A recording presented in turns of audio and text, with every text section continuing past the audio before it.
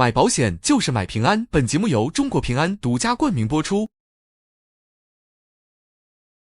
现在选择去金地的模拟场的，可以去洽谈室了。我是 Cindy， 今年26岁，北漂10年后回到南通。那上面全是骂我的，点开哪个软件，它都是我们的消息。别人只要一说起来外贸，我就时刻准备着去扎别人一针的那种感觉。我的爸爸妈妈比较质疑我现在的一个工作。我自从搬到南通之后，身上的巨款只有3000，所以现在就是属于一个半从头开始嘛，收入不是很稳定。不过我有在表哥家的瑜伽馆做兼职，我就希望说可以去向妈妈证明我有处理好自己财产的能力，让她看到，让她安心。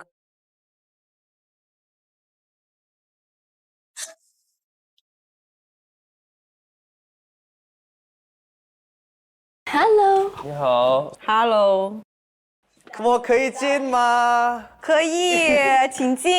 谢谢欢迎来到我在南通的家，就是借住在我哥家。然后大家看到的这些就是非常凌乱。很温馨啊，哪里凌乱了？这里像吗？像你房间吗？像的。哇，这个是我刚刚我自己又那个稍微摆弄了一下，就按照我的习惯。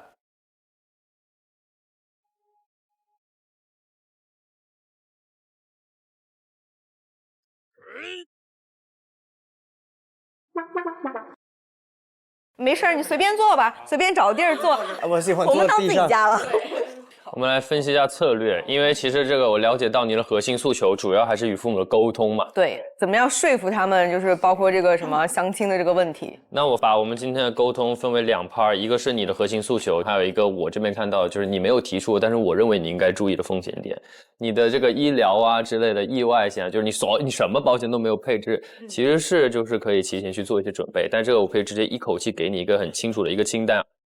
刘璋一上来就抓准了我的需求，思维非常敏锐。哎，Cindy，你是在南通家里就自己一个人住吗？我住在我哥哥家，住在哥哥家。对，一会儿表哥也会来。哦，是表哥和妈妈身份。我们以这样的一个家庭会议室的形式来探讨出你比较适合的解决方案。其实像家庭会议的话，对于解决财富管理、父母之间和子女之间关系的方式，其实也是一个非常好的一个方式。你介意我演你妈吗？我不介意。表哥，我演一个。他现在住在表哥家。你表哥也是？我表哥不向着我，我需要一个嫂子的角色。那我能不能两边兼任吗？你说嫂子吗？我嫂子我演不了。你妈是哪种风格的？唠唠叨叨为你操心型的，还是那个大炮型的那种？都有，两者结合。什么情况底下会被点燃？聊了3句之后，就发现就是我据理力争，然后他就开始了。就比如说，你看你不结婚，你以后要干嘛？我说我现在不想考虑这个事情，你不要就是影响，就是让我分心嘛，就直接被点燃了。所以你不能顶嘴，顶嘴他就会爆，对吧？对，爆了他是快速的会缓和下来，还会一直爆，他会一直。他叫你的名字怎么叫？娜娜，娜娜。哎，这个好像啊。生气了怎么叫？就这样，不管，行，啥也不问，看你到时候想弄啥，不管，啥也不弄。哎呀，我这刚吃了月又白吃了，刚吃的月又白吃了。娜娜，哇，哎，娜娜，哎我呦，来帮你。阿姨好。这么多帅哥都是来干嘛的？就是因为平时我们就是每次沟通的时候，不是都有点那个中途不是你没理就是我没理吗？所以我今天找了一群很专业的人，真的多帅哥聊，说啥都行，美女不重要，帅哥有。好了，随便坐吧。这乱的，乱的，衣服乱的，哎呀，又乱买东西了。不好意思啊，不好意思。通常说乱一点的人是聪明的，因为要去集中很多事情，然后去创作。我觉得对。我们都是好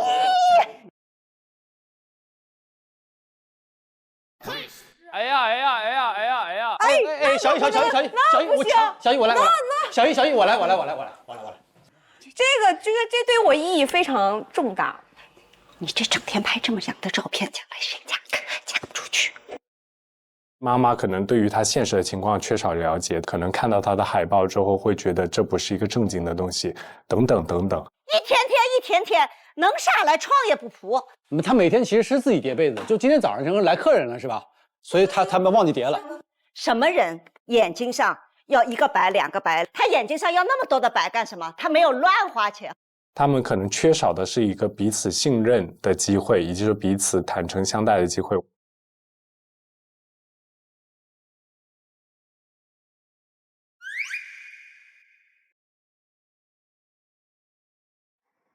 小姨听过这首歌吗？有听过 Cindy 这首歌吗？换空气都给我交出去，都不是问题。大力会出奇迹。可火了，很火。比如说年轻人健身的时候，他就会听，因为它是一个很有正能量的，然后激情满满、很积极向上的这首歌。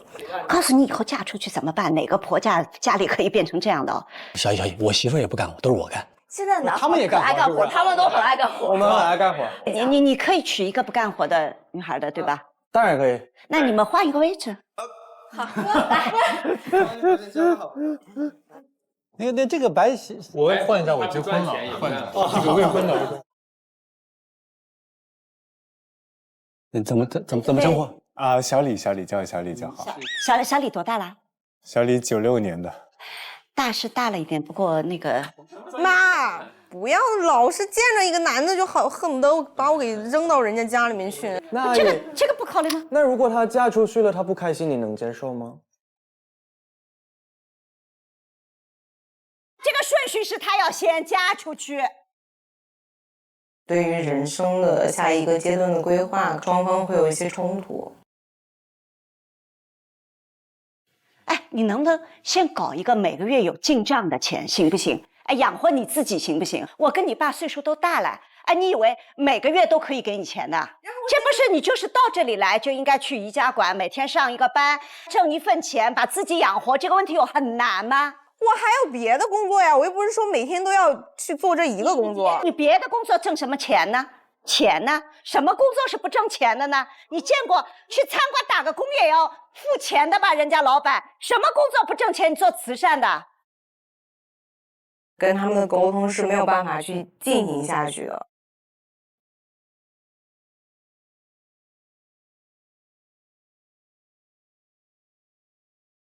阿姨说的有道理，但是有些事情并不是完全没有办法解决。就像阿姨不知道，其实她是怕，就是每次她的钱都要上缴。最近这几个月呢，还是赚了点钱的。但是她想要就是自己去尝试理财，什么东西都有一个开始，她不能就是永远就是依赖您啊，她要自己学会整理自己的财富，对不对吗？我告诉你，她能做到怪了。心里自己对这个理财这个方面的规划的话，其实有沟通过，其实也给我们看过他这个消费记录，然后我们发现确实啊，每个月他其实开销是非常低。因为平时真的就是不怎么去用到钱，就是我的物欲很低。他平时是有自己积累财富的能力的，然后我们通过沟通以后发现，哎，完全是可以存下来一笔钱的呀。其实小姨，我觉得是这样，娜娜她不是没有理财，她是把你当成了她心目中最好的理财产品。就是如果她把这个钱都放在自己手里，其实也不存在说找你要钱这么听起来窘迫的事情了。其实她也想说向你证明一下，她自己有管控这个财产的能力。虽然你很帅啊，这话我听不下去了。这个你不要以为我是愿意管。所有的家里，你去问问你们爸爸妈妈，谁管钱谁花的少。所以这个钱我要帮他买成房子，他爸的公积金在还的。所以帅哥，不要以为你们帅，你们说的就有道理。我不给他存下来，你知道会怎么样？会在他手里啊。阿姨，我们两个是有相似的职业经历的，就是我们都做一些自媒体类型的创作，其实是很相像的。非常非常理解您的诉求，因为我妈也是这样的人，她也喜欢帮我管钱。一开始的时候，我其实有跟她沟通过，是因为爸爸妈妈不能管我们一辈子，我们总要独立成长，长大成人，就是我们需要有这样的意识，才可以在我们未来的人生当中，我独立的去生活好，把我的财务管理好，才可以我自己去平安健康的生活。因为其实很理解妈妈的心是想要为我托底嘛，想要给我爱的保障，但是我总有长大那一天。你看看别人都懂。所以我们现在就来聊这个事情嘛。那你算你聊。其实他挺好的。他是我朋友，他说他不接受自己未来女朋友的钱在丈母娘那里管着。什么？我也是这么听说的，有这回事，对不对？是。我巴不得他自己可以管自己，重点是他要会管呢。那你们给点方案，说点会管，怎么管？我们让他每收到一笔钱，不往您这儿直接打了，但是要强制存起来，那个钱他自己不能随便动的。方案我能接受的，我就关心第一步怎么解决，一个月挣1万块钱怎么解决？这样吧，你觉得他从来挣不到钱，我们半年给你存下2万块钱闲钱，他能活着好好的把这2万块钱放到账上给你看见，怎么样？如果能这样，我可以啊。但我重点就是你一开始怎么挣的了。姐姐，我觉得这样，我觉得我们分开2个维度哈，一个是他的时间，我觉得时间这块你不要管我们 Cindy 怎么样去安排，他有好的更赚钱的东西，他自然会把这个时间放到那边去。我觉得我们先定一个小目标，我们只关注能存下多少钱。你们还是算一个账，我看得懂的，我看得懂我才能放心。你们说的那个都是梦啊，梦到的事情我不放心的，我就要那个看得见的固定的，先给我把这个搞下来，能不能把最基本的事情搞好？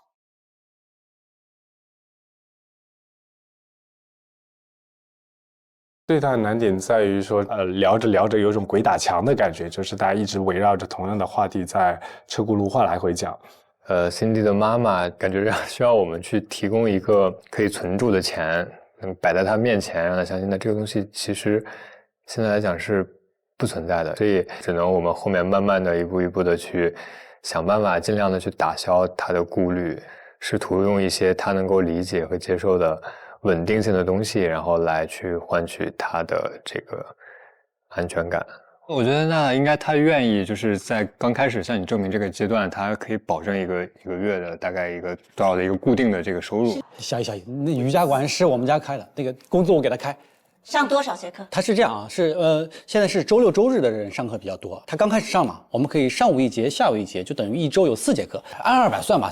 200乘以16节课，一个月3200呢。说白了，他一个月3000块钱这瑜伽课的收入，就是为了让您放心。其实他完全可以更多的时间去做他的喜欢的这些音乐呀、自媒体啊，那可能产生的收入更多。但您觉得不稳定吗？其实说白了就是打底嘛，这个钱他们是一定是赚的，对不对？这瑜伽课的钱，那剩下的有更多的收入，那不是更好吗？那这个钱就可以更快的存到。那你们给我看嘛。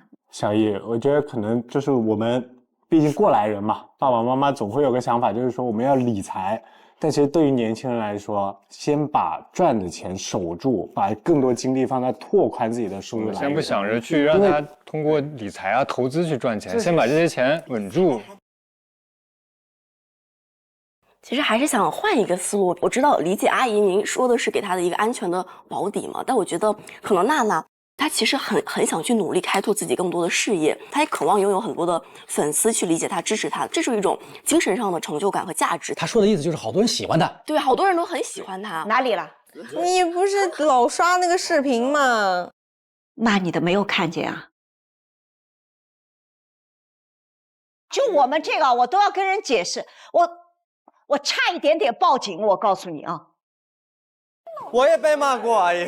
越有名的人会骂的越多。娜娜，她是有人格魅力的。你看这照片拍的挺漂亮的，很漂亮，很国际化，就是外国人也会喜欢她，外国人不能嫁的啊！我是外国人。สวัสดีครับ。来，帅哥换个座。换一下。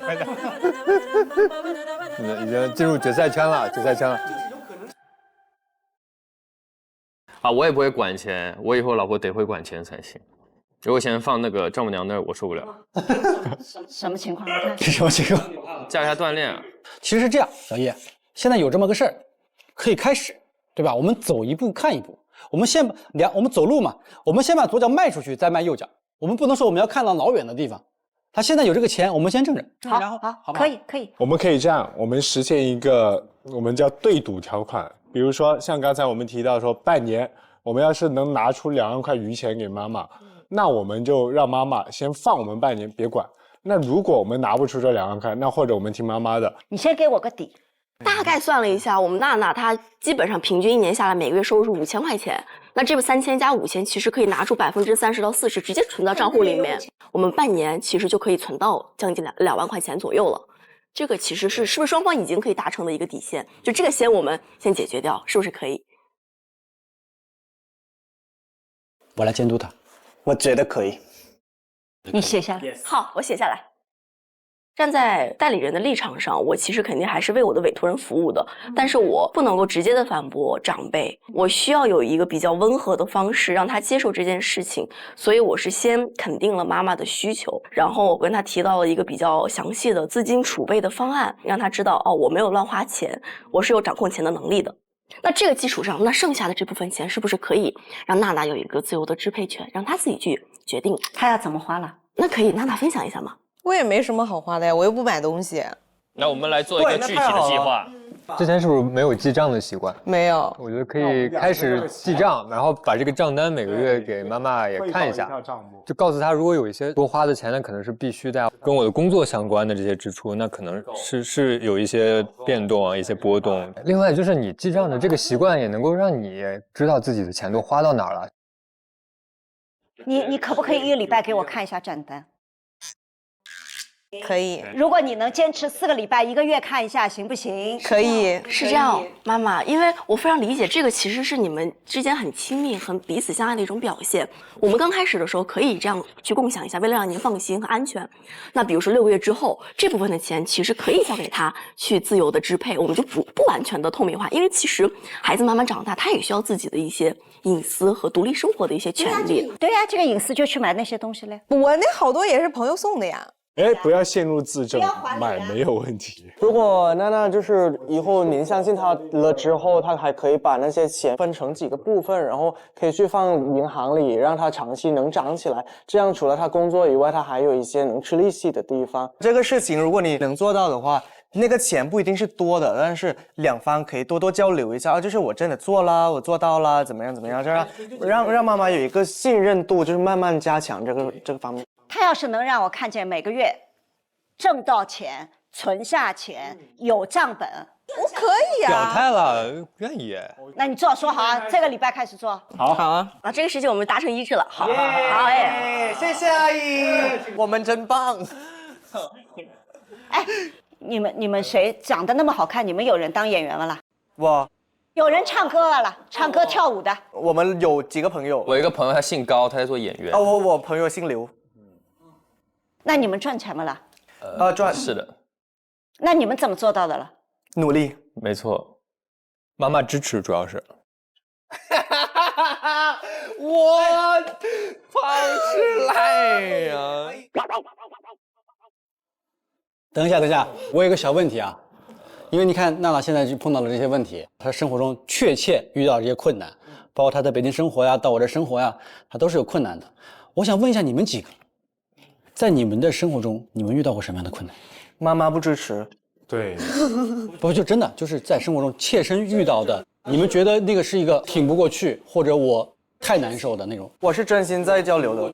但是这个事情不是我亲自体验到，但我有很多身边的人是家庭没有办法支持或者不鼓励孩子，这件事情是会影响孩子一辈子的，因为他没有依靠，第一，第二是他没有安全感，在孩子没有动力且没有依靠的安全感的情况下，他做什么都会做不好的。这个是我真心说的。为什么我这么说？因为我家里，我可以认同我妈妈的培养我的方式，她让我去尝试错，也尝试对的东西，让自己去学。但同时，她每一天每一刻都在我背后，是在保护我，在支持我的。我觉得这个因素是一件很重要的事情。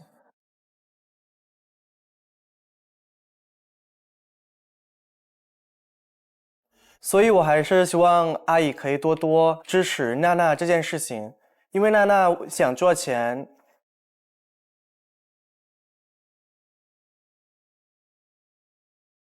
不是每次说到这儿你又走了。没事，因为这些事情也是两方要多多交流一下。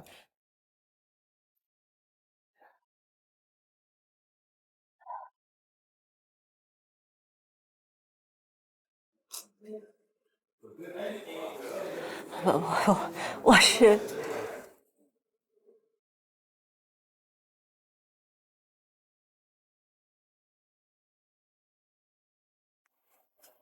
不，我是瞬间意识到，就是，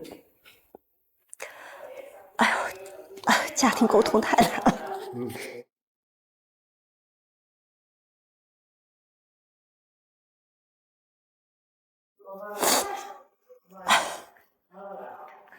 妈妈，我来了。我不是因为伴你妈哭的，我在我的身体里哭了。哎呦。我为什么那一刹那绷不住哭了呢？因为我的身体里真的住了一个 Cindy 的妈妈，就我努力用她的视角去看女儿的生活，然后去回望自己的人生。她妈妈、爸爸在女儿的安全驻地上一定是倾尽了全力的。当这种倾尽的全力不能被自己最爱的人理解，她不光是焦虑，很痛呢。所以当小九说正是家庭给他的那份安全感，让他敢去向前冲的时候，我真的很难过。你说 Cindy 没有向前冲的机会吗？他有过，对吧？然后他没有坚持吗？他坚持了10年了呀。他此刻被打磨了积极性吗？没有呀。他的妈妈不是为他好吗？是呀。为什么彼此不能理解呢？他说在外面那么累，然后又吃不好，然后又很辛苦，然后每天又要焦虑自己的工作，那不如你就回来吧，你在我们身边可以过得比现在更好。其实他是想为我好的，但是他每次他的方式让我有点不能接受嘛。所以能看到两面的不容易的张泉灵那一刻，我真的好难过。没事，我解释一下这件事情。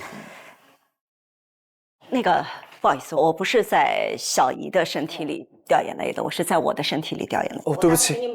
不是，因为你正好说了一个特别重要的事情，我现在我带上这个我就回来了。就是我刚才一直在试图理解你妈妈对独生女儿的一个诉求，就是她只需要一个看得见的保底。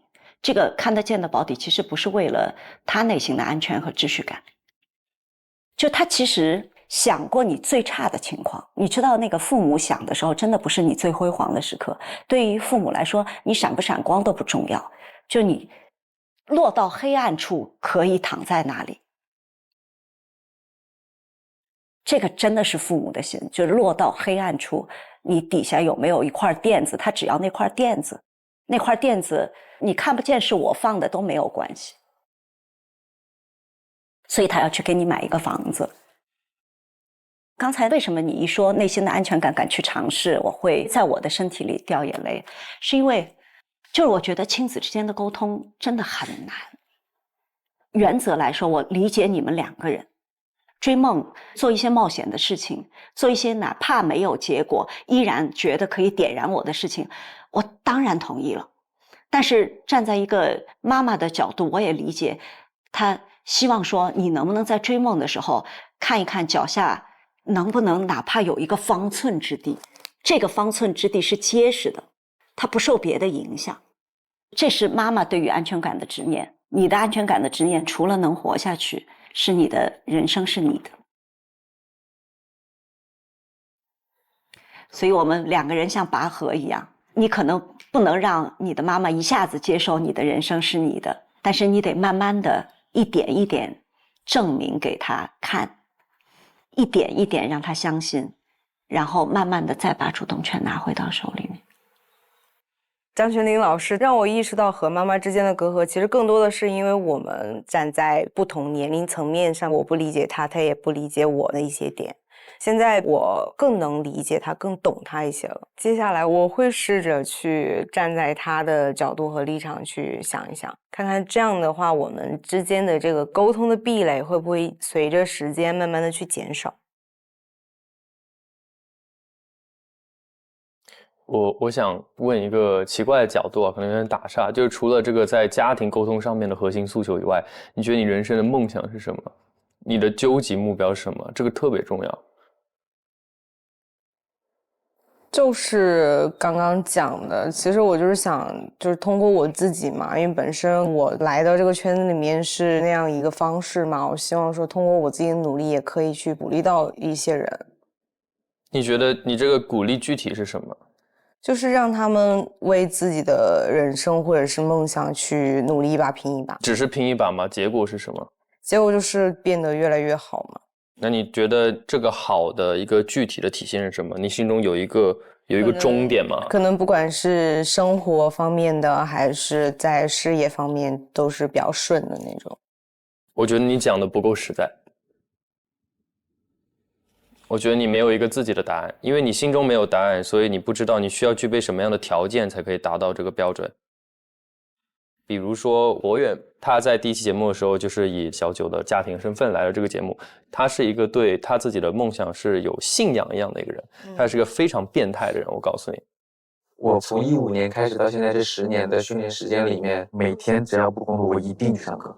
我想要在唱跳上让别人想到这2个字就能想到我。我不甘心，如果我足够强大的话，他撼动得了我吗？他在自己身上做的投资可能不只是在金钱上面的，他在我们创造营为什么会出来，是因为他以一个几乎就是说只说唱跳这件事一个碾压的姿态出现的。你觉得你有具备这样子，因为你刚刚其实有不断去说到你希望证明就是普通女孩也可以闪光，如果你只甘愿做一个普通人，你凭什么闪光？那你有没有具备闪光的条件？你为了这个闪光的条件，你到底要付出什么样的代价？你要以什么样的东西作为信仰才可以支撑你走下去？我们说了很多，我觉得始终有一个核心诉求，就是你有没有办法去告诉你母亲，哦，我在做的这个事情是一个实事，它是个脚踏实地的东西，就是我为这个梦想付出了多少的努力，我真的在做什么。那我会觉得就是任何一个家长看到博远那个信仰，他是没有办法说出儿子请你放弃吧这样一句话，不可能有家长做得到。那我这个说的可能有点锋利，那你出道10年，如果你想要达到更高的这个目标的话，你有没有具象化这个努力的目标？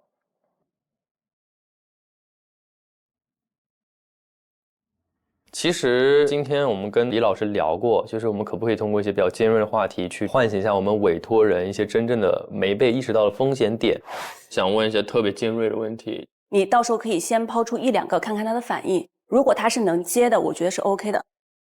那其实从今天最开始的 KYC 到后面的这个场景演绎之中，我都一直知道 Cindy 她其实是一个接收能力非常强的人。我想通过我的梳理方式，或者说甚至就是比较尖锐这种质问的方式，让她自己跟自己去对话。我当时去做那个交流之后，我其实真的是深思熟虑的一个决定。那个我有一个盾牌啊，我要当大家面，虽然我们俩没有交流过，我想给你一个因为我觉得你的角度很惊奇。谢谢老师。不，我认真的。你刚说的比较锋利的那些角度，我觉得在很长时间也激励过我。就是对自己有没有够狠？其实有说，就是通过可能不管是自媒体挣钱，还是传统的一些收入，去给自己报一些课，去提升自己。对，包括之前去，虽然说那个普拉提跟这件事情没有关系嘛，但是其实有的时候你在外面的一些，就是我被人说的最多的就是一些什么外形方面的嘛，然后那个时候可能就会觉得，那我在这方面下一些功夫的话，它是比较好达成的一件事情，因为声乐和舞蹈它都是日积月累的嘛，那没办法说一瞬间就大家就可以看到，所以那个时候就去报了这样的一个课。对，其实我心里面是对我的唱歌还有舞蹈我是有规划的。对，刘璋他可以去发现我身上的一些漏洞吧，我并不觉得这个言语很尖锐，我觉得就是很真实很现实的一个问题，是我自己没有思考到的，他帮我打开了一个新的思路。我们是不是有了一个最基本的方案，能帮他写成一个可实施方案吗？其实这个方案最终是跟你共创的，你一定要知道你自己到底能够赚多少钱。而且我们刚刚还有一个非常糟糕的问题没有解决，就是你完全不知道关于你虽然不在你名下，但是这个本应该属于你的房产跟你到底有什么关系。无论是合同啊，无论是房贷这个交付期限，然后他什么时候可以还完，还了多少，你爸妈出了多少钱，你一问三不知。就有些东西需要你自己主动去努力，不是我们能帮到你的。那比如说我们刚刚还有说这个为什么我们所有刚刚卡了很久很久？就是我们问你，你可能也不太知道哦，我这几个月平均一个月到底赚了多少钱？你对这些东西如果没有概念的话，那所有人都帮不了你。我们只是帮你去提出一个表格，然后让你往里填，而不是我帮你填好表格，因为我们也不是给你赚钱的人。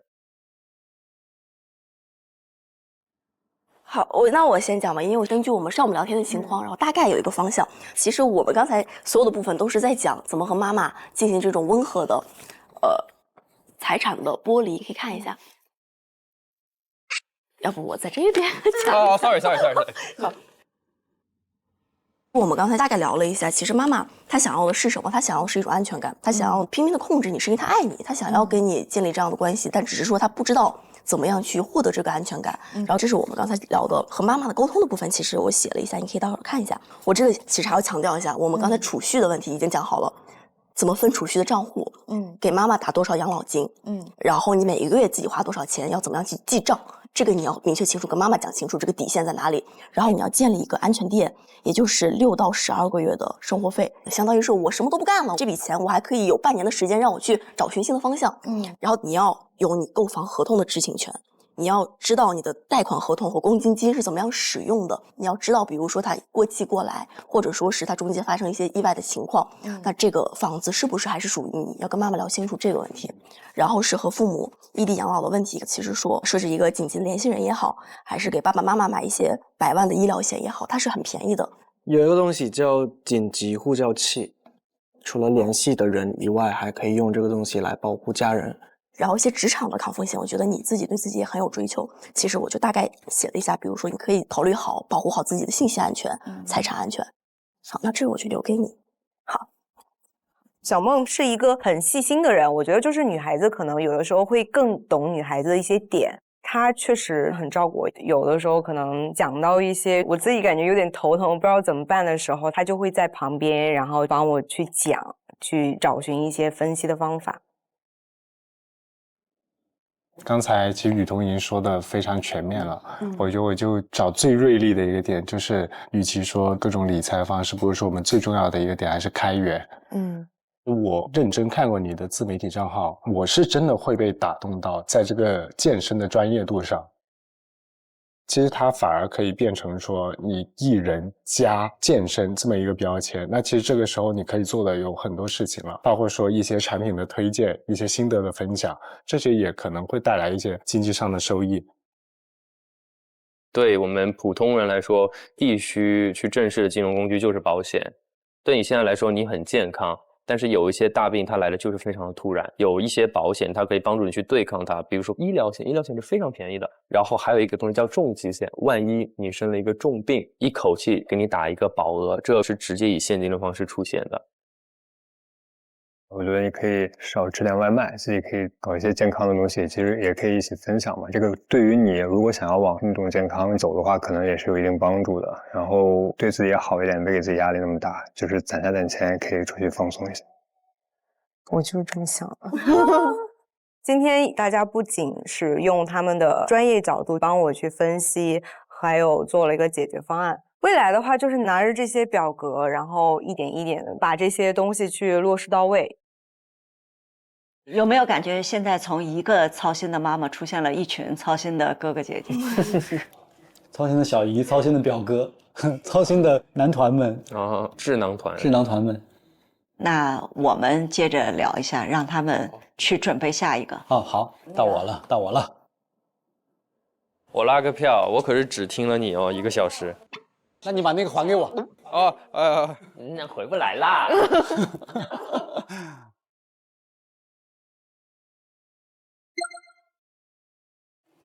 然后讲的就是非常的，就是很你是我只要把这个设定成谢谢。因为你的话，我觉得就是站在女生角度有很多像的点。你的话，我觉得你刚刚讲的就是很感同身受的那种感觉，就是有点想哭，但是忍住了。我就是一路走来都跟你虽然没你就是这么丰富，但我很多东西真的就是踩那些点一起体验过来的，所以我才知道它不简单。辛苦了，还给自己好好的可以休息一下，工作的时候好好工作，然后不工作的时候就把它情绪都发泄出去，然后不要它堆积在身体里面。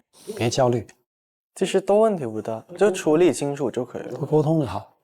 哎，我觉得看完这个节目能沟通一半。我也觉得，我必须要让我妈看，因为你说和那么多人在说，它是有特别大的差别的。嗯，那我们先去处理你的歌。好。哎，你盾牌发完了吗？没有啊。还有啊？那我还有一个。啊，你发出去那么多呀？因为他们3个人是一开始就进来，就是了解的会比较详细一些。对对对。所以说我感觉今天来到这儿也是，好像突然一下子哇，思路开阔了，上了一节课一样。务实就是可以帮助到我们，所以我就给的很痛快。你有几个？我还有7个。我就刚才给了刘璋那一个，对，所以你那7个是打算一会儿一点一点给，还是要？啊，我要厚积薄发。对，我要一击制胜。哇，这次全都是感情的事情，而且这个就是生活中里面真的会出现的问题。是的，是的，真的很难沟通。跟妈妈沟通的障碍。我妈吵了有2年吧，才把这个事情。哇，真的是真的，因为她现在的这个年纪，她是真的不理解我们现在年轻人在做什么的。她也是因为我，她才下了就社交媒体知道这个是一个正儿八经的。听了呀，怎么一致？吵架磨合，然后给她看到的成果，也不容易啊。不容易呢。但大家都这样了。现在紧急的看一下茂哥的东西。他们开始冒火了。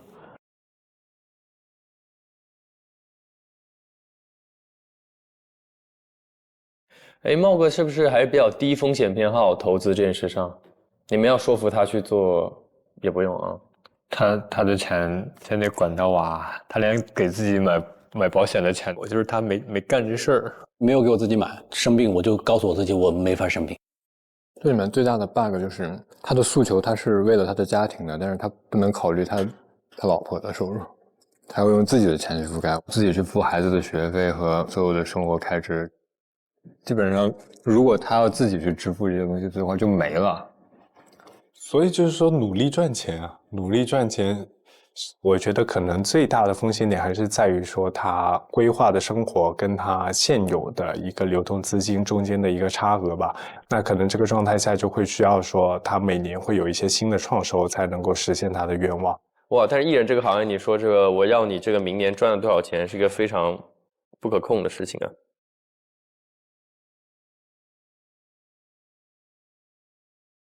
你能给我那些金币吗？可以。对，你们家的巧克力借我试一下。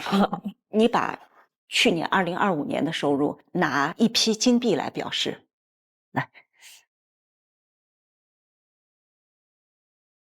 就你们家不可退的开销，叫无论如何都是要支出的开销，大概有多少？你放到这里。是的。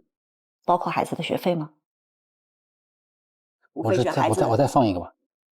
这个在这里面啊，在2025年已经花出去的是为未来所储备的这些钱，无论是定期的储蓄也好，无论是给孩子储的教育基金也好，它都在这个盒子。好，现在是2个哈。按照到目前为止，你跟代理人们聊完，你此刻觉得你可能在这个盒子里疏忽的还有什么？那到后面有计划出国之类的吗？还是孩子的比较多，主要是教育上吧。就你认为这个盒子里的教育基金此刻是不够的？对，我现在算的部分就是我自己的，就也没有算上我媳妇那块儿。这个里面如果要增加孩子的教育投入的话，大概你手里的3个够不够？那我只能说在2025年的那个范围内，我还可以再拿出1个来做这个事情。啊，那你再拿。所以这2个是被你存起来了，对吗？对。好，我们现在的财务状况长这样了哈。被亲戚骗走的钱肯定是一大笔钱。我相信那个可能是你23、24年能够攒下来的这一部分流动资金的几乎全部了。对。除了日常开销用掉的，在那一刻手里的能动的，所以我崩溃嘛，就等于我倾其所有的，我全部的信任。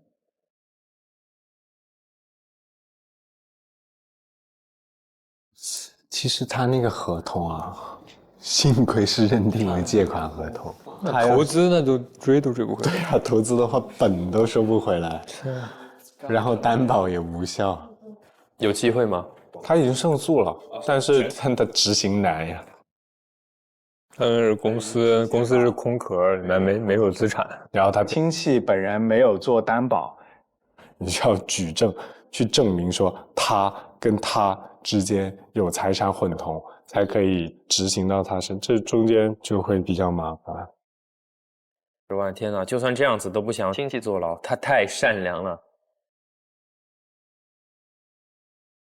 这个盒子里就还没有放你关怀自己的钱，就是有就多花点，没有就少花点。外面还留了一个哈。嗯。25年的确也是你的一个不错的转折点，让更多的人看到了你的演技，对吧？所以在这个意义上来说，我们现在看到你的收入相较于20年到24年，其实是有更好的回升期的。在这个过程当中，我们怎么把这笔钱别让它再漏了？它就变得非常的重要，就别让它漏到不该去的地方，然后它紧急的填到还需要被补足的地方。比如你看，你又决定要重新再去补你孩子的教育的未来的规划。我今天一听他们跟你提到养老的时候说，啊，这么新奇的角度，你自己的医疗没考虑。对，你会发现说，剩在外面的那一个，要补这些的话，外面的那一个够吗？不够吧？不够。这样你就会克扣你的安全度。当你克扣你的安全度的时候，你进一步的停，可能会增加家庭的风险。你一定要知道，你一个人的风险是整个家庭的风险。就我一直的思维方式是，如果我这根柱子是粗的，我可以跟你说，但我现在还不够粗。什么叫一家人？是没错，但是我得给足他的那个更大的空间，他才更。是的，你明明知道说你给他空间，你帮他分担，就会让他跑得更加的轻快，对你自己也是一样的。你可以往前挺着，但是你不需要用这样的方式挺着，特别还不够的情况底下。特别是其实演员这个职业比歌手更不稳定。所以你们家重点是弦子是比你相对更稳定的那个人。对，更稳定的那个人，你是不是很难跟他谈钱？对，过钱很难开口。90%我都没有问过他，你今年挣了多少钱，从来没有过。我只有在我顶不住的时候，我说这个月可能顶不住。如果我们俩挣的差不多多，或者我挣的比他多，我们可以说我们把它放在一起 share 一下。对。但如果我挣的比他少，我没有办法去把他的部分拿过来 share 到我们。对于我来说，我要扛这个。他的内心非常的要强，要强的过程当中，特别希望能护住他的家人，能够在他的身后更加的轻松和快乐。这几年大概2、3年吧，我觉得我的生活也相对来说轻松一些，就是我知道他有给我反馈。就我们聊过一个话题，就是什么样的情况让我觉得我坚持不下去了。我觉得他不理解我的情况下是我坚持不下去，就外面人怎么说，什么你帮我背工作呀，什么怎么样，其实这个在我来说，它不构成对我的影响。他也知道我压力很大，我来这儿我想做好，或者任何一个工作，比如说见导演试戏，我有过一次去面试一个角色，我觉得我把那个人物的内心诠释得很好。后来回到家以后，然后那个导演说我的表演没有达到他所想要的标准。然后呢，我那天晚上都没怎么说话。回到家我就带孩子嘛，我不会让他过多参与家庭生活中的琐事。你化妆美美的你就好了，其他的什么孩子洗澡洗衣服，只要我在家，我全是我干。我干完所有事，我们躺在床上以后呢，我就背对着他，被子盖上了。然后那一刻我不行了，我觉得我碎了，我能听到我心里，我在那颤抖。然后他把手伸过来放到我的背上，然后摸了一下。什么话都没有，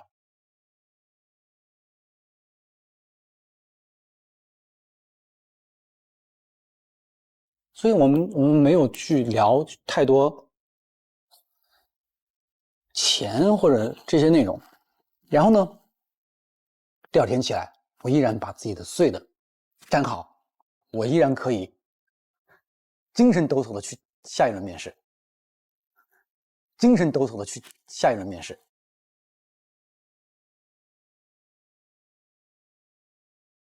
一个想当顶梁柱的人，他也有需要别人的鼓励，别人的懂得，所以哪怕不是一个拥抱，只是拍一拍，那也是我知道你此刻难过，有我在，所以那哪是拍一拍，是礼貌的人生可以靠一靠的地方。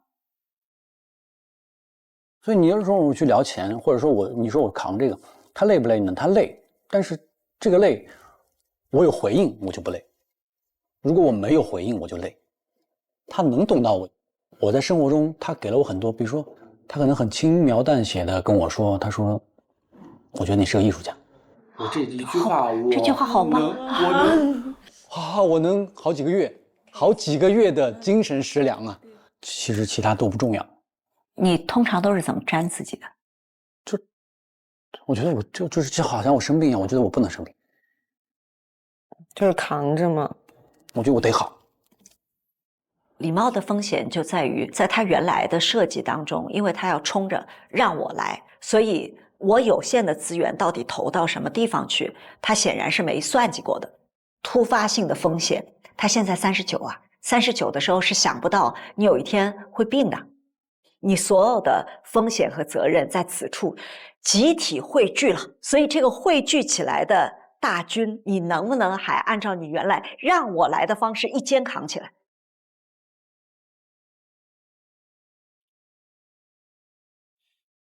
那我们一会儿就去模拟室财务听证会的现场。Hello， 各位代理人，接下来我们帮助李茂解决他的诉求。刚刚的沟通中，你们应该都了解到李茂目前的财务状况和具体想要达成的目标。他希望看到经过计算验证的财务规划。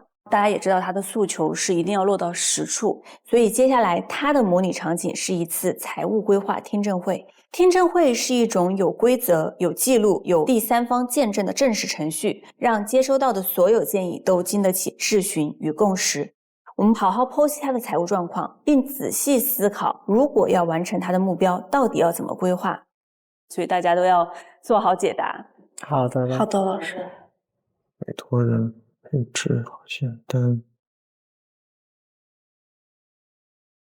哦，开始打印了，卷是吧？以为就你会打，我也要打。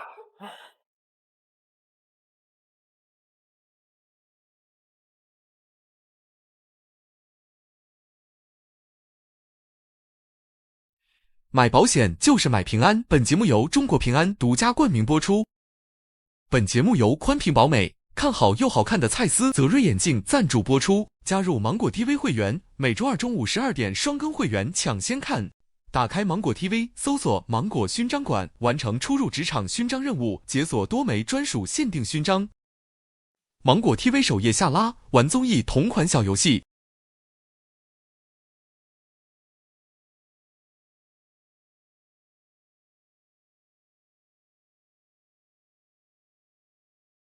Hello， 嗨 Hello， 各位好。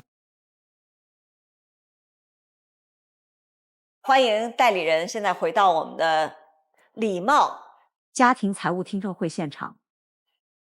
哇，听证会啊！我先介绍一下我们坐在台上的身份，我叫公众陈述人。看到我的那个锣了吗？你们给我的委托人李茂提出的方案，如果我觉得说不靠谱，我就会以表示我觉得此处不靠谱，代表我的委托人来找到你们提出方案不好实施或者伤害到他核心利益的所有的点。这是我的助理 Cindy。 我听不懂的时候我就大喊听不懂，讲简单一点。专家还是专家，礼貌还是礼貌。礼貌还是礼貌。对。礼貌呢，刚才聊了一下之后，他有一个突发情况。其实我的诉求，刚才跟那个陈宇老师聊完以后，我觉得可能他的顺序上会有一些调整，就是什么是重要的，什么是更重要的？所以最重要的是，我觉得孩子是最重要的，第一位。对，就是他的未来最重要的。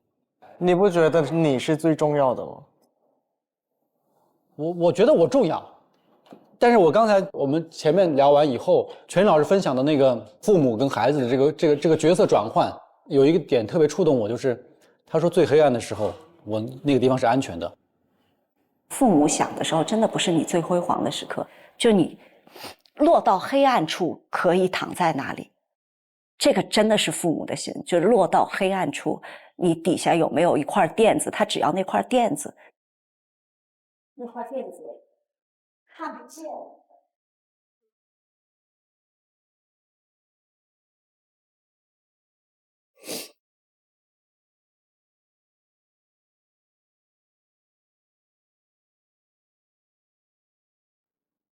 我忽然意识到，曾经我的父母在给我托底，因为我曾经也是北漂，所以在我北漂的过程中，我的父亲母亲也是非常全力以赴的支持我，所以我才可以在北京扎下根。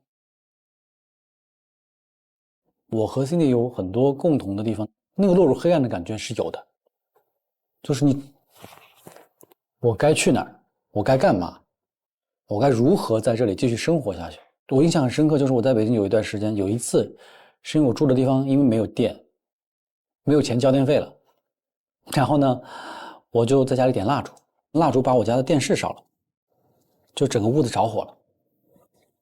然后后来没有办法，那个房子烧了以后赔了房东一点钱，打扫卫生的，房东都没有忍心让我问我要钱，然后我就以一个失败者的姿态拖着我所有的行李回到了安徽，回到老家。我的爸妈就是在托底我，就是他们给了我很多支持。刚才那个瞬间的时候，我会想啊，那我现在又是个父亲，那我也需要做一些为我孩子未来做托底的事情。可能未来我需要给我的孩子要托底，让他没有后顾之忧，让他可以去有更多的选择。以前想过，但是没有那么透彻的想过这个问题，我觉得这个是比较重要的，所以我把它调到了最先。所以针对李茂的第一个目标诉求，帮助孩子存好更扎实的教育基金，保护他的健康安全与教育机会，关于这个目标你们有什么可以要说的吗？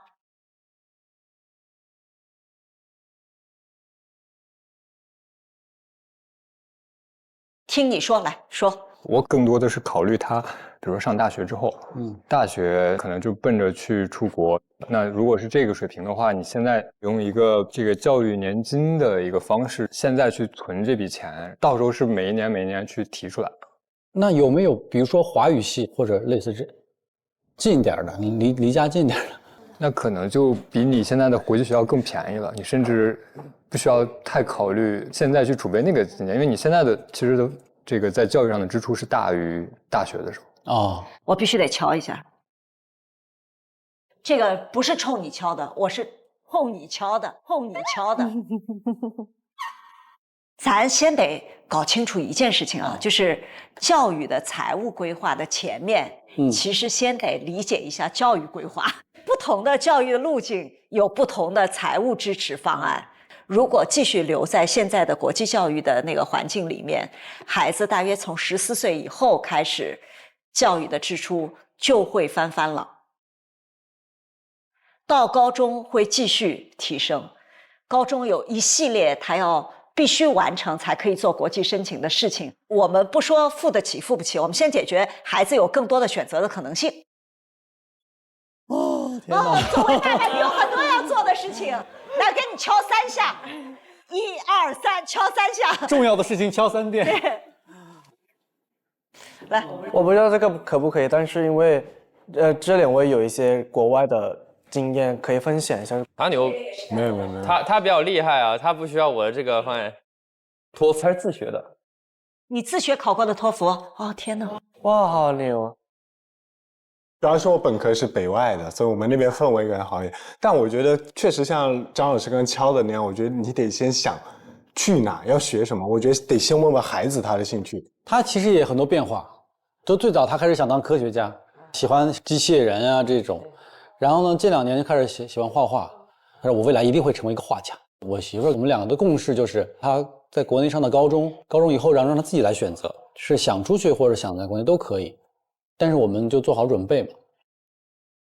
来。我是这么觉得，就是刚刚我们有讨论到选择权，如果要给到孩子的话，我会觉得公立学校它确实是有一个更好的选择权，因为公立学校直到这个初中结束到高中选校的这个为止，都还有一个2面的选择权。因为我自己是在很多地方读过书，我在国内读过书，然后我还在美国读过书。那相比起来，真的中国的读书的氛围啊，真的是非常非常好，它会给你在初中的时候打下一个超级优秀的基础。这样你的高中的时候，无论你是想要走出国这条路，还是想要留在国内去考高考的话，这个时候才有选择权。有个小问题就是想问一下，现在儿子他有没有上什么课外班、夏令营这部分兴趣班的支出？有学钢琴，然后有学架子鼓、画画，然后今年他想学足球，因为他说他们同学踢得很好，他自己没有参与感。因为我会给他定目标，去年我们就练跳绳，就我带他练的，只能跳2、3个，能到1分钟跳200个。大概算了一下，现在儿子国内支出，他可能有一些额外的兴趣班的支出，海外的话4年，就是你的教育金的储备是比较高的。你通过这个钱，你去反推，你现在需要帮他买什么样的教育的储备的产品？好，你看完这个以后，我又有了一个新的想法。就我的优先级啊，已经不是这个了，赚钱，是赚钱。在初入职场这个节目中，我就希望大家能看到，作为演员也好，什么也好，大家多有点工作。这个很重要，这个真的很重要。这个，他要赚钱，我提出一个特别重要的原则，就是怎么保护好他自己。这个我劝了半小时没劝动啊，他依然说主要是我来扛啊，靠你们了。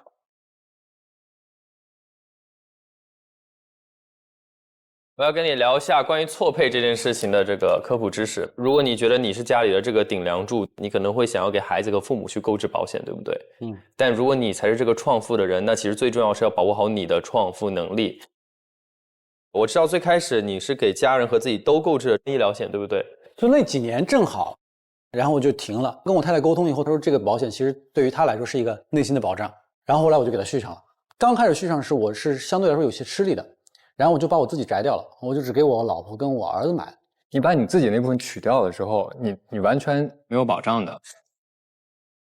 有一个商业保险叫做100万医疗险是可以买的，每年大概交300块，但是它是有一个免赔额，可能对你有很多的限制，它防止的是你更高的一个支出，重大的明白。那我是要买一个的，因为去年前年就是我有个很深刻的感受，就是我心里是有一种不安的感觉，就是我不能生病。你最近一次体检是什么时候啊？我没有，哪有体检？不会每年定期体检吗？不会，因为我运动嘛，然后像这次我打网球把锁骨撞断了，因为我这边也断过，然后我就自己去医院，然后去拍片子，然后大概去勒个绷带，就让自己恢复了。我觉得茂哥最大的风险还是他对自己的这个危机管理意识的错配，他并不知道自己应该保护好自己，他才有能力去照顾好自己的家人。如果他病倒了，他身上又没有任何的保障的话，反而会成为家庭的累赘。内容其实还没有聊完呢，还有很多，因为你是真的什么都没有，什么都没有，真的是其实挺危险的。我给我自己敲一下。再说一个场景，摸三江木头呸，万一非常糟糕的情况发生了，您不幸离世，多摸几下，把我盾牌还我，保护我自己。我可以把盾牌还给你，但是如果为了保护你，开玩笑。因为这个东西发生的几率很低，但是如果你希望自己是心安的话，可以用定期寿险，它可以把你最黄金的赚钱这个年龄保护它。还有一个意外险，一些小的意外，它给你做一些小的赔付。重疾险，孩子留学的重担扛在你一个人身上，那你是真的没有办法生病的。如果有重疾险存在，你一旦生病的话，会有一笔钱保护你，可以用比较低的一个价格去撬动一个很高的杠杆。是总共只需要这3个就可以？四个4个就是可以规避80%吗保险行业内的这个90%以上，应该就是这4个基础险。就大家都会觉得这个重疾险听起来好不吉利啊。我妈听到说这个，你这是健健康康，你这是什么重疾险，听起来就很。哎，你知道吗？重疾险主要是给健健康康的人买的。对，重疾险它对身体的要求是很高的，像刚才 AK 他给到的这个建议，绝大概率是需要体检才能审核。哦，还得体检通过的。所以他保的是家里的顶梁柱。可以考虑就是妻子那边的重疾，考虑一下性价比怎么平衡。首先回去看公立学校，第二回去买保险。可以先买保险再看公立学校呢，我甚至觉得。那我就一起干。那我这边想说给茂哥就是做一个小补充嘛，我建议说把流动资金可以作为一个比例的划分，40%作为一个应急的备用金，投在一些随时可以存储的一些金融产品上，年化也会有一个1到1.3之间的一个收益，然后剩下的50%可以做一个定存，或者说购买一些国债的产品，它的利率大概会在1到2.5之间。每年能给到你被动的收入，能解决一些开支问题。那剩下10%的话，可能就是刚才提到的保险类的产品的一个投入了。还有借款的这一部分的一个风险提示，然后这边也做了几份文档，可以看一下。敬业他给到我的这个很全面的系统，挺好。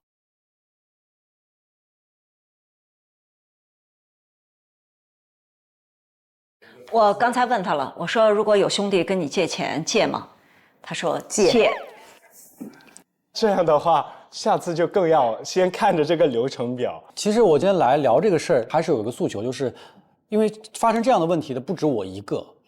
那我们如何说这个坑我踩了，大家看到以后说哦，他这个坑他踩了，我们别踩。可以通过一些在您签订这个借款合同之前的一些约定来进行一个保障的，要求这个借款人去提供一些担保，或者说让借款人去质押他的一些财产。那在未来如果他确实出现没有办法去偿还这个债款的情况下，向法院申请执行的时候，法院就会把这个抵押的财产直接通过一些拍卖或者说划扣的方式来到您名下。那另外一方面的话，这个担保方它是一个企业，可能会有一些借款的人惯常的思维是说啊，这个大公司愿意为这笔借款来提供担保，肯定没问题。但我会更加建议大家说，先对这个担保的公司主体去做一个简单的核查，公开信息网站看一看它有没有处于一个失信的状态，它注册资金是多少，还可以要求这个借款人去为这家公司进行一个反担保。那等于说在这个担保上面再嵌套一层，就可以让你的这个更加的完备一点点。这种给公司借钱的这种发生在你个人身上，其实是一个风险非常高的一个事情，然后又没有任何的抵押，它完全就是一笔信用贷款。而且大的公司、大的金融机构去做融资，它是有抵押的，无论是房产，甚至更大的这种地产项目，即便是有这么大的抵押物的情况下，你在这个司法过程当中，它的处置是非常漫长的。如果自己要考虑投资什么的，就是尽量还是找一些专业，然后在自己的风险承受范围内去做。所以即便借钱也要做风控。对，千万不要因为亲情义气去担那些你担不起的责任。对，不要随便当担保人，经常是你担不起的责任。接下来我要启动一个刚才我花了力气没有达到的目标，我认为这个话题非常值得讨论，所以我希望5位代理人来帮我一起讨论。他是一个非常想往前冲的男人，但是在我的观点里，婚姻里的开销就应该婚姻里的2个人一起来扛。他坚决地认为说，只要他能负担，就不要女方有任何的负担感。你们可以无缝的互相补位。如果我这根柱子是粗的，我可以跟你说，但我现在还不够粗。什么叫一家人？是没错，但是我得给足他的那个更大的空间。所以你们怎么认为呢？我其实帮茂哥补充一下，他更多的是向张老师您表达一个意愿，就是说我如果有能力，或者说我现在当下能力足够，那茂哥是愿意扛起整个家庭的重任。我觉得这种心态其实是良性的，可以帮茂哥有更多的冲劲去。有压力才有动力。对，我就想告诉茂哥，如果是你想自己扛的话，这个过程当中你量力而行，在实际过程当中一定是双方互相去。就好像打仗，我是前锋，可能我有40%的电，我把40%用完，还是38%，不行了，你再来上。哥应该考虑到一个安全氛围的支出，全部都给了，你没有保留以后要用的养老金或者一些储存的基金，那就会危险。有的时候不要太高估自己的使命感，然后做重大经济决策的时候可以吸取双方的智慧。你不要觉得所有东西都是你的责任，因为有时候为一个恋爱脑去承担责任是双方。我合法的，合法恋爱脑。了解您非常的爱这个家庭，然后一切东西想自己扛，但有的时候它会使你盲目，然后你要相信就是来自第三方视角的一个智慧啊。是。我先声明啊，就是我媳妇儿她是很愿意负担的，而且这2年其实她负担了挺多的。因为这2年确实有一段时间没有工作，他其实在那个阶段他是撑起来了，但是我的观点就是像刚才那个全老师说的这样，就是我觉得就是我但凡我有能力的时候就是站得住就站住了。来，我们把第6个人请出来啊，会是？来，我们有请第6位。Hello， 大家好，我是贤子。你好，主任。哎呦，哦，哇塞，哇啊！非常开心，你终于起飞了。要瞒着你在家里面准备惊喜是一件非常高难度的事情。观众朋友们可能不知道，我们家大概有3个监控，然后呢，我并不知道把这个监控拔了，它会发警报。怪不得他那天那么紧张。所有的剪辑花字自己做的啊，真的。手机就响了，他说家里面还好吗？没什么情况吧？然后我还没有及时看到这个信息，他电话就来了，就问我你怎么了？礼貌在我们生活当中起到了一个非常重要的一个作用，照顾我们所有人。他平常是一个非常节省的人，近几年工作上的一些变化，好不容易攒下一笔钱被家里面人骗走了，他非常的难过，他也很努力让自己坚强起来，就我都有看到。对，我觉得不管是什么样的情况吧，只要我们不放弃自己，我们就可以度过这个难关。所以我觉得怎么样也好，我都会陪着他，我不会怪他。现在是2026年，是我们一起走过的第10年，非常的快，非常的不可思议。人生这条路，我们要学的东西还有很多。你就像是一棵大树，保护着我，保护着我们的家。我希望未来你这棵苍天大树还可以一直保护着我们，可以跟你一起同甘共苦，不畏风雨。希望你可以让自己轻松一点，把自己的担子分担给我一些。我希望你也不要让自己有这么重的负担，对，我会跟你一起继续走下去。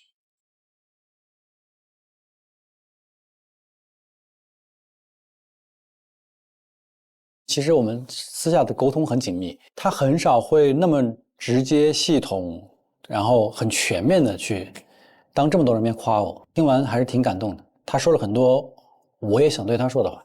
哦，看完贤子老师的视频，我真的觉得被暖到，在一起10年还能够有这么温暖、温馨以及互相陪伴这样的一个状态，是一件难得的事情。他们俩的这个关系的及时互补和彼此看见，花了力气，对方就知道感恩，这个太良性了。所以我觉得家里的状态在钱上真的不是谁挣得多谁挣得少，而是需要的时候就一起扛，一起看见。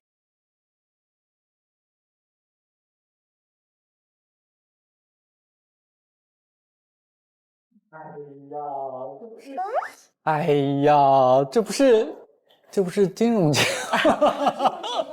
金融的后面其实不是产品，金融的后面都是人。他主动跟你说了，说不要把负担都扛在一个人的肩上。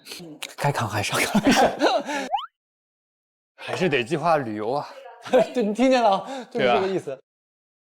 我先谢谢大家啊，真的我挺开心的，就都知无不言，言无不尽的告诉我很多我没有听过的知识，今天养分很多。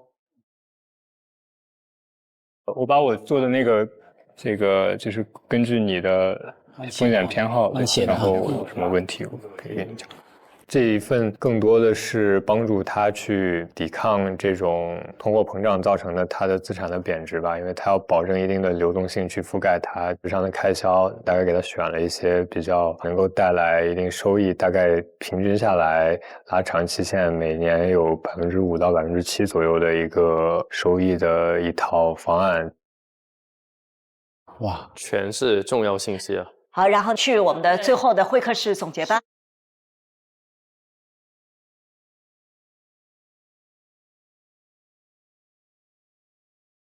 李畅有什么补充吗？针对我们2位委托人的问题，比如说我们针对像茂哥在夫妻是否要共同去承担整个家庭的一个责任啊，我们其实是比较支持夫妻一起去形成一个共同的专项的一个账户，可以一起去携手。这个过程其实是可以更深度的建立夫妻之间的财富方面的链接，其实是可以互补彼此的认知的，形成一种同舟共济的感觉。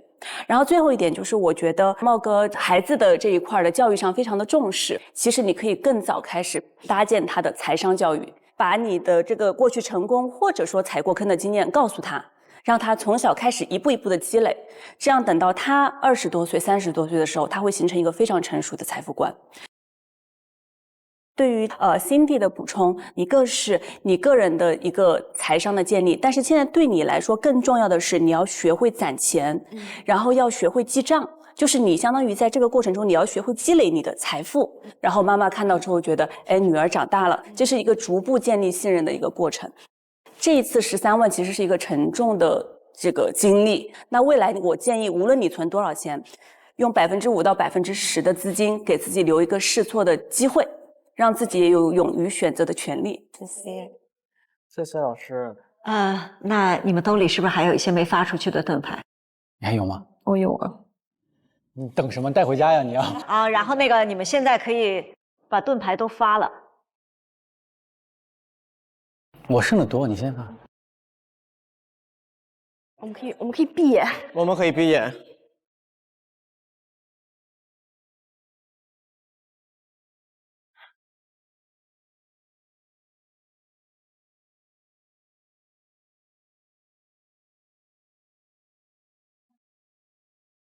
谢谢。李敬业针对于我的收入，然后我要怎么样去储蓄，以及一些关于理财方面的建议嘛，非常的详细。最重要的一个点还是开源，变成说你艺人加健身这么一个标签，包括说一些产品的推荐、一些心得的分享，这些也可能会带来一些经济上的收益，值得一个盾牌。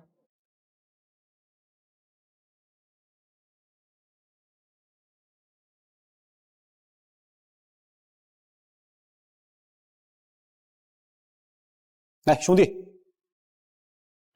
大家都好啊，因为我最早跟他们俩交流的，然后我觉得他们俩也是不分伯仲，他们的那个风格也不一样，但是都在不同角度帮到了我。因为首先他们2个在一开始的时候选择了我，我们帮你梳理梳理，得加一个金钱方面的保障，对自己好一点，对自己好一点，对老婆还是够好的，对自己也好一点。他们2个我觉得还是比较有思想，很默契。对，是的。因为确实我看见他一直在发问。谢谢毛哥。他们都4个，我们这边是2个。他们是平的。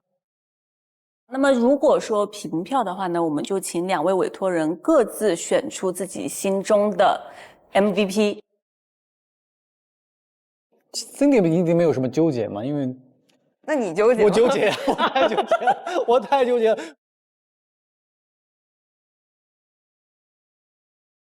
手心手背啊。我选文涛吧，他给了我很多，就是在一些小点上、细节上，会让我觉得是一个比较温暖的事情。可能是因为你可能你是不是已经对，我看他手上有戒指，你结婚了，可能也会有这种家庭的观念在吧？我可能会在那方面会共情一些吧。如果是你要自己扛的话，这个过程当中你量力而行，但我觉得在实际过程当中一定是双方互相去承担的。而且他还手写了一份报告给我，因为他手写的这个东西就是有温度的，他给到我觉得这个还是打动我的。很幸运吧，然后感激他就是对我的认可，至少我的努力某一些点能够打动到他，我觉得就是一件非常有价值的事情。他们每个人的角度都不一样，然后每个角度呢都会恰如其分的给到一些我没有见过、没有听过的新鲜的知识。然后今天聊完以后，就像一把梳子一样，给我梳得很整齐。回去以后我都可以按部就班的1、2、3、4、5给它解决了。谢谢大家，真的我挺开心的。那祝贺文涛成为第1位 MVP。那我们请 Cindy 来做出自己的选择。我选刘璋，因为就是我们从刚开始的沟通的时候，他其实真的帮我找到了很多，就是我自己从来可能就是在意，但是没有那么在意的一些非常严峻的漏洞，就会让我去正视这件事情。你有没有办法去告诉你母亲，哦，我在做的这个事情是一个实事，它是个脚踏实地的东西，就是我为这个梦想付出了多少的努力，你有没有具象化这个努力的目标？像我身上的一些问题，他帮我一一的去分析嘛，他值得就是这么多盾牌。今天过后呢，我其实也可以更好的去理解妈妈的一个想法，也发现了我之前可能也有一些做的不是很对的地方，可能我自己身上也存在着一些问题。所有的沟通其实都是交互出来的，让我觉得特别不想看到的就是相互爱的人在相互伤害。我们今天这2个人都特别拼，就努力往前跑，但是呢，他们都有一个问题，就怎么让身后的人心不慌。每个心不慌的方法不太一样，你的方法是，我们能不能先从最基础的记个账，让自己每天汇报一下，说我的进展是什么，我真的有努力在做好我自己。从那个最底下的沟通开始，也许未来我们就各自找到了彼此的边界和位置。你一样在筑底，那个筑底是那种我努力往前冲，但是先把风险堵牢，所以我能挣会花心，别能挣会漏。但凡不漏，挣下来的就是家庭幸福的保障。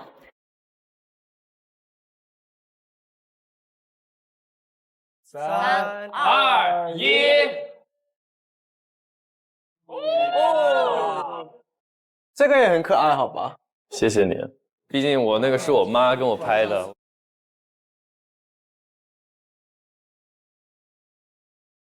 今天的主题是单身女性守护行动。杀猪盘受害者中，女性占比超过70%，每一步都是精心设计过的剧本。35岁的刘美涵单身12年，一直处在想结婚却没结的状态里。太久没有谈恋爱了，我真想谈恋爱。男方的收入如果比我低，但是对我很好，我是不会考虑结婚的。你以前看错过人吗？我们将以攻守的模式开启联谊剧。我们要跟涛哥正面对峙，对，针锋相对了哈。这是我们今天联谊会的2位男嘉宾，多期待 BGM 的。你看，你把我打倒了，挺开心。你刚才能把那花藏着点不？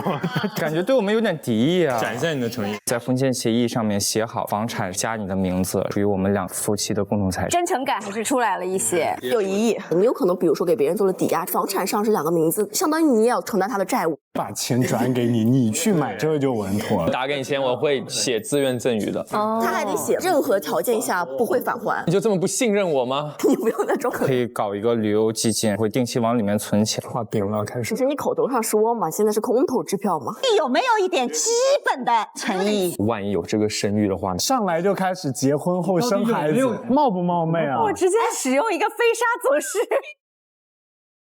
邵以轩是一名自媒体博主，粉丝超过4000万，被戏称抖音的亲闺女。妈妈很担心我的独居生活，她的生活重心在我不好的话，她也会不想活的那种状态。你在那儿发烧，你给谁打电话了？没有人管你的呀。可能就是你给我收尸，这叫怎么回事啊？接下来攻守转换，包你火，我叫通通爆款，就只要出自我手的选题，通通爆款。我叫李金叶，薅你兜兜，薅你兜兜。我所有的存款都放在我妈妈这儿的。我们就主打一个有孝心的大女主人设，所有的钱全部交给妈妈来管。有问题，比如妈妈有自己不知情的债务，那你这部分的资产也没办法受到保护。妈妈是现在有自己的伴侣，她的继承人不只是你一个人。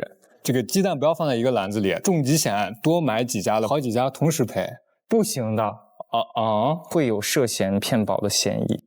一起存养老金充年化的12%是一个保本神案，年化12%根本就不可能达到的。但是大家现在都喜欢爽文啊，标题党嘛。你爽了，然后我号给我搞疯了。今天要玩的这个小游戏，你钱没了，做的那个动作，他钱就没了。对，谁在做一些不自然的动作？大家都好不正常啊，好恐怖。闻到喝水呢，跟你有关系吗？我又没把水泼你身上。他踢了我一脚，喝完水跟第一个说话的，你踢了他一脚，不小心我腿比较长。金叶行动吧，别耗着了。AK 钱没了。哇，谁干的我啊？我真猜不到。敬业的钱没了啊！你是个好人，冤枉你了。肯定就是涛哥。我真的觉得雨桐不太对。小九是演员哦。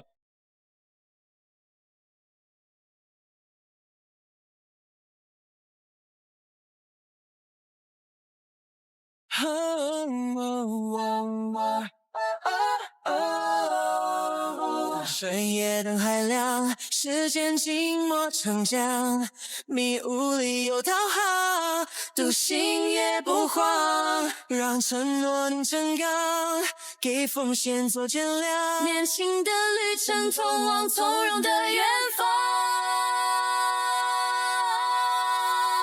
清澈如灯，爱是归航，波浪甲方安然向阳，桂花为映照亮迷茫，青春作伴不负双光，让未来见证这守护的力量。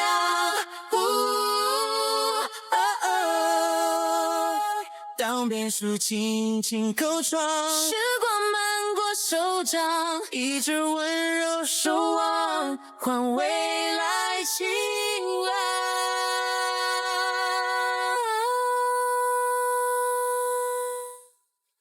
更多精彩内容尽在新浪娱乐微博综艺新浪综艺，上微博关注节目官微出入职场金融季，解锁更多独家互动和幕后花絮。上微博带话题出入职场金融季发博讨论，有机会获得节目嘉宾专属回应，独家中文百科合作平台。上百度搜索出入职场金融季，精彩内容尽在百度百科。